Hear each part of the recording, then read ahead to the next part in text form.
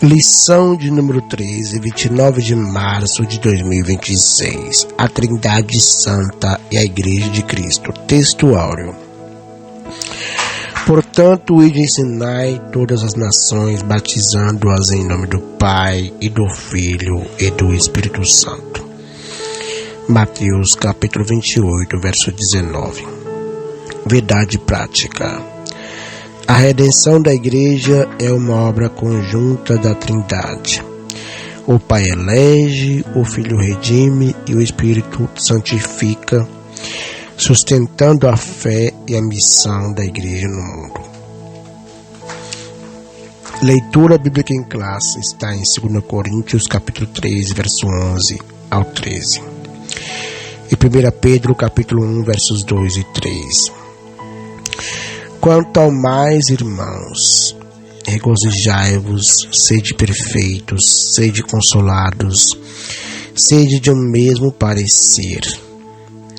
Vivei em paz, e o Deus de amor e de paz será convosco.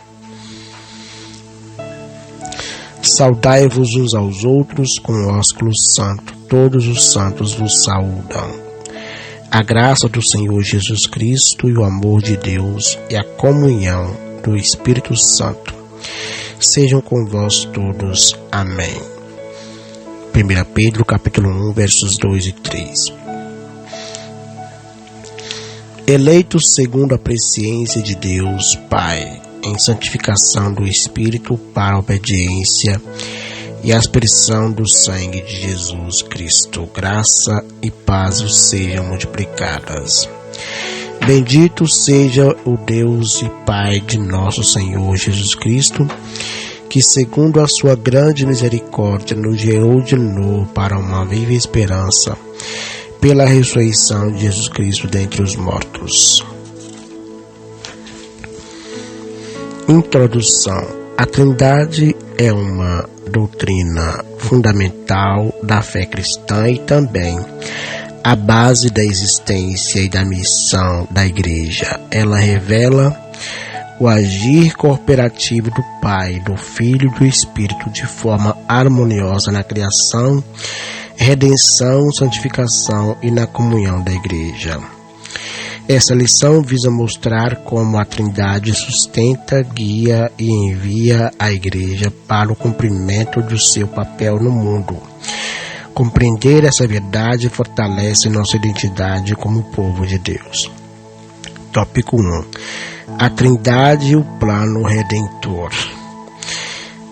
Eleitos segundo a presciência do Pai, Deus elegeu a Igreja desde a eternidade. Efésios capítulo 1, verso 4.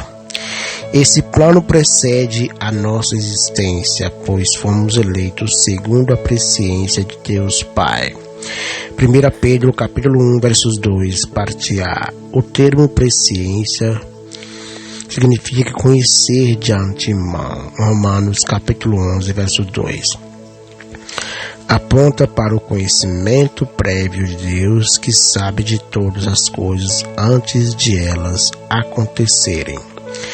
Assim, Deus elegeu de antemão aqueles que ele soube que iriam crer e perseverar em Cristo. Romanos capítulo 8, verso 29.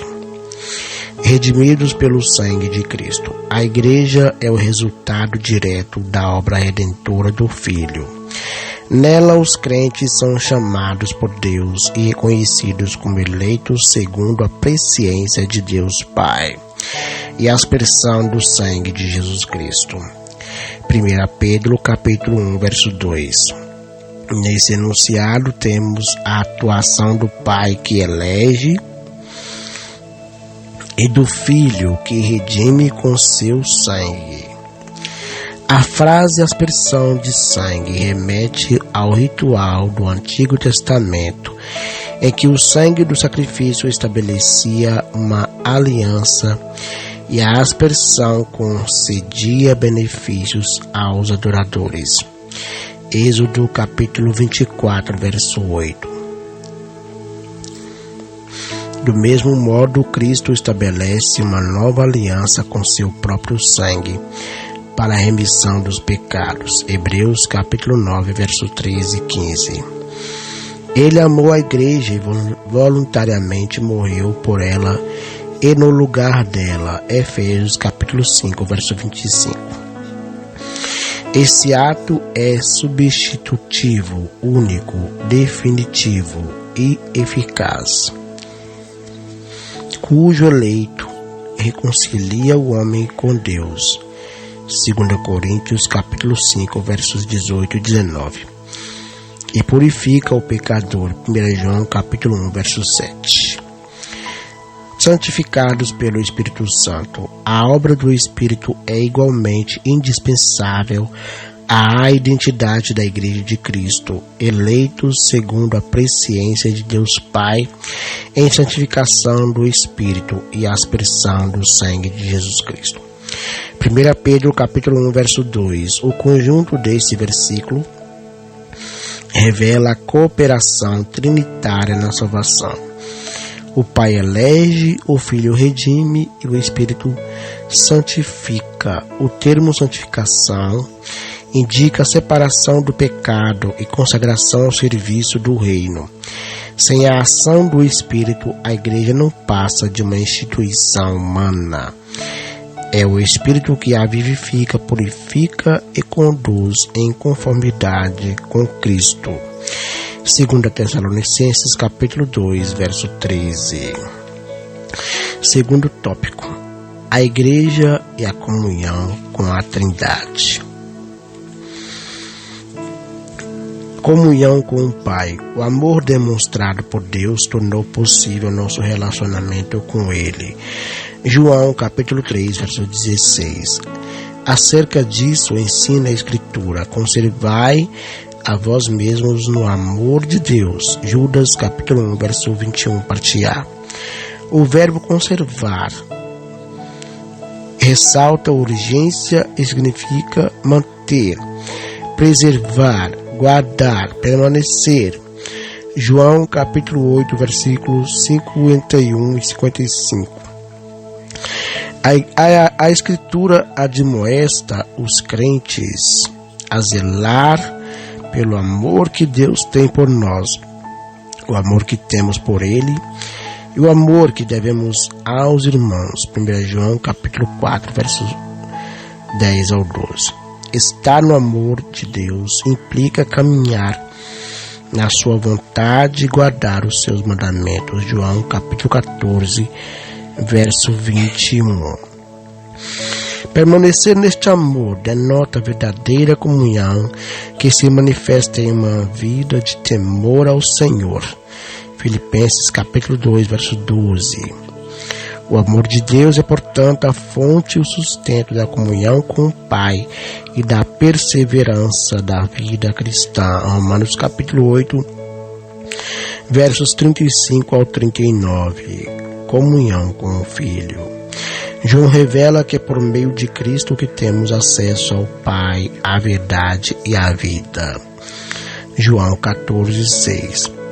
Do mesmo modo, Judas exorta os salvos a manterem a esperança gerada pela misericórdia de nosso Senhor Jesus Cristo para a vida eterna. Judas capítulo 1, verso 21, parte B. Assim, a vida eterna não é apenas uma realidade futura, pois estar em Cristo hoje é requisito essencial para essa dádiva. 1 João capítulo 5, verso 11. Desse modo, é impossível possuir vida eterna sem ter comunhão com Cristo. 1 João capítulo 5, verso 12. Comunhão com o Espírito. A comunhão com o Espírito é um aspecto vital para a vida cristã, para a fé cristã. Judas adverte os crentes a serem edificados sobre a vossa santíssima fé, orando no Espírito Santo. Judas capítulo 1, verso 20. O versículo evidencia que a vida espiritual genuína não é possível sem a ação constante do Espírito. Gálatas capítulo 5, verso 25. A oração no Espírito não se resume a palavras, mas expressa intimidade ativa e dependente da direção divina. Romanos capítulo 8, versos 26 e 27. O Espírito é quem promove a unidade no corpo de Cristo. Efésios capítulo 4, verso 3. A comunhão com Ele nos insere na dimensão espiritual, onde há reconciliação, perdão e cooperação. Efésios capítulo 4, versos 30 e 32. Filipenses capítulo 2, versos 1 e 2. Assim, a verdadeira unidade cristã não ocorre por meio de celebrações, mas é preservada pelo Espírito quando os crentes vivem em comunhão e amor sacrificial. Efésios capítulo 5, versos 1 e 2. Tópico 3. A igreja é enviada pela Trindade. A missão dada pelo Pai.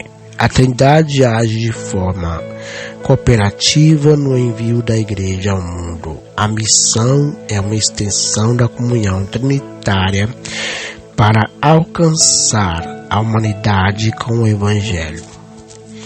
A origem está no coração do Pai, cujo desejo é que todos os homens sejam salvos e cheguem ao pleno conhecimento da verdade. 1 Timóteo, capítulo 2, verso 4. Desde o Antigo Testamento, vemos Deus chamando e enviando o seu povo para ser luz entre as nações. Isaías, capítulo 49, verso 6. No Novo Testamento, esse chamado ganha novo vigor por meio da igreja, instrumento do Pai para proclamar a sua graça. 2 Coríntios capítulo 5, versos 18 ao 20. A missão não é uma ideia tardia, mas um plano eterno do Pai. Efésios capítulo 1, versos 4 e 11. O envio do Filho é o ápice desse propósito e a igreja é chamada a participar dessa missão como corpo de Cristo no mundo. João capítulo 17, verso 18. O Filho comissiona seus discípulos. O Filho enviado pelo Pai agora envia a sua igreja. Após sua ressurreição, Cristo ordenou: portanto, ide e ensinai todas as nações, ensinando-as a guardar todas as coisas que eu vos tenho mandado. Mateus capítulo 28, versos 19 e 20. A tarefa da grande comissão é uma ordenança proclamadora e um mandato educacional. É responsabilidade da igreja evangelizar e ensinar a palavra de Deus. 2 Timóteo capítulo 4, verso 2. Essa ordenança é uma expressão da graça salvadora, levando a mensagem do reino a todas as pessoas e batizando-as em nome do Pai, do Filho e do Espírito Santo. Mateus capítulo 28, versos 19, parte B. O batismo é realizado na autoridade do nome de Jesus. Atos capítulo 2, verso 38. Mas a forma batismal é trinitária, em nome do Pai, do Filho e do Espírito Santo. Não é apenas uma liturgia, mas também uma confissão pública da fé na obra redentora da Trindade. Efésios capítulo 4, versos 4 e 6. O Espírito capacita e envia. A missão da igreja não pode ser realizada sem a capacitação do Espírito. Lucas capítulo 24, verso 49. Ele é quem dá poder e ousadia para testemunhar de Cristo. Atos capítulo 1, verso 8. Em Atos vemos o Espírito separando e enviando missionários para o serviço cristão. Atos capítulo 13, verso 2. Ele não apenas acompanha, mas orienta e dirige a tarefa evangelizadora da igreja. Atos capítulo 16, versos 6 e 7. É o Espírito quem concede dons espirituais para o exercício eficaz do ministério. 1 Coríntios capítulo 12, versos 4 e 7. Conclusão. A Trindade está presente em toda a história da salvação. desde a nossa eleição, formação, santificação e envio. Por isso, como instituição trinitária, a Igreja é chamada a cumprir seu papel no mundo com poder e fidelidade. Essa Igreja vive, persevera e cumpre sua missão mediante a comunhão com Deus triuno. Essa doutrina não é abstrata, mas prática, viva e transformadora.